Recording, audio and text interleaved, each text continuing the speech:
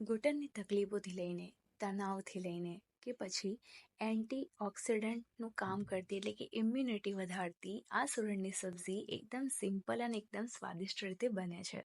ગુણોના ભરપૂર એટલે કે આ સુરણની સબ્જીની રેસીપી આજે હું તમારા સાથે શેર કરવાની છું.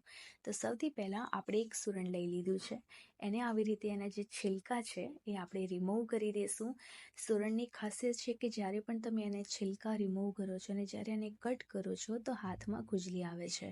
એનાથી બચવા માટે આપણે હાથમાં થોડું નોર્મલ કોઈ પણ ઓઇલ એટલે કે ખાવાનું ઓઇલ પણ આપણે હાથમાં સ્પ્રેડ કરી લઈશું તો ખુજલી નહીં આવે, એટલે કે હાથમાં બિલકુલ પણ ખુજલીની કોઈ પણ અસર નહીં થાય. એટલે છિલકા ઉતારીને પછી આપણે આને સરસ રીતે કટ કરી લેવાનું છે.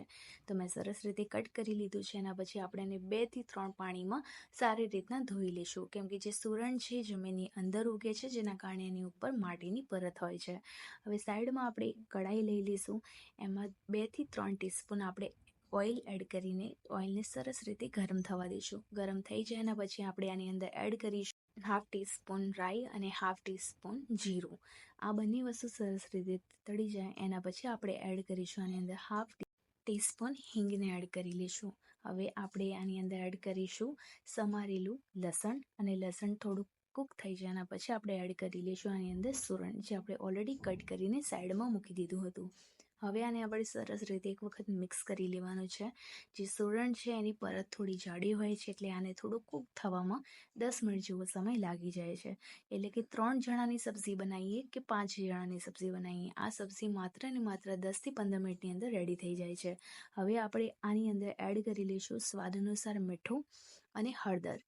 ફરી એકવાર આપણે આને સરસ રીતે મિક્સ કરી લઈશું અને ધીમી ફ્લેમ ઉપર આપણે આને સરસ રીતે કૂક કરવા દેવાનું છે, જેના કારણે જે સુરણ છે એ કાચું ન રહી જાય અને પ્રોપરલી સરસ રીતે કૂક થઈ જાય.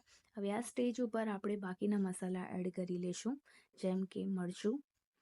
જેટલું આપણે તીખું ખાતા હોય એ પ્રમાણે આપણે આની અંદર રેડ ચીલી કે મરચુંનું પાવડર આપણે યુઝ કરી શકીએ છીએ.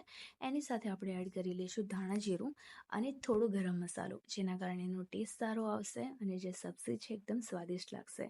કોઈ વધારાના મસાલા આપણે એડ કરવાની જરૂર નથી. એકદમ સિમ્પલ વેથી આપણે આ સબ્જી બનાવવાના છે. હવે મેં અડધો ગ્લાસ જેવું મેં આની અંદર પાણી એડ કર્યું છે અને હવે આપણે આને ધીમા ફ્લેમ ઉપર કૂક કરીશું વિધાઉટ ઢાંકણ, અને એના પછી આપણે કૂક કરીશું આને ઢાંકણ બંધ કરીને, જેના કારણે જે સબ્જી છે પ્રોપરલી આપણી ચડી જશે અને એમાં તેલ જે છે એ અલગ પડી જશે. જ્યાં સુધી તેલ અલગ ન પડે અને જ્યાં સુધી જે સુરણ છે એ પ્રોપરલી કટ ન થાય ત્યાં સુધી આપણે આને સરસ રીતે કૂક થવા દેવાનું છે.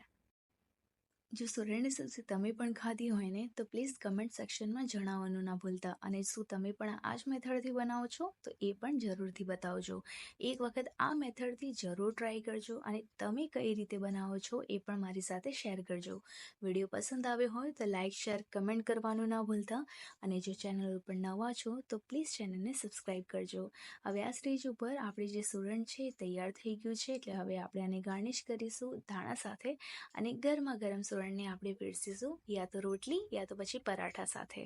તો મળીએ આપણે હવે નેક્સ્ટ વિડીયોમાં. ત્યાં સુધી જય શ્રી કૃષ્ણ, જય શ્રી રાધે, જય શ્રી રામ.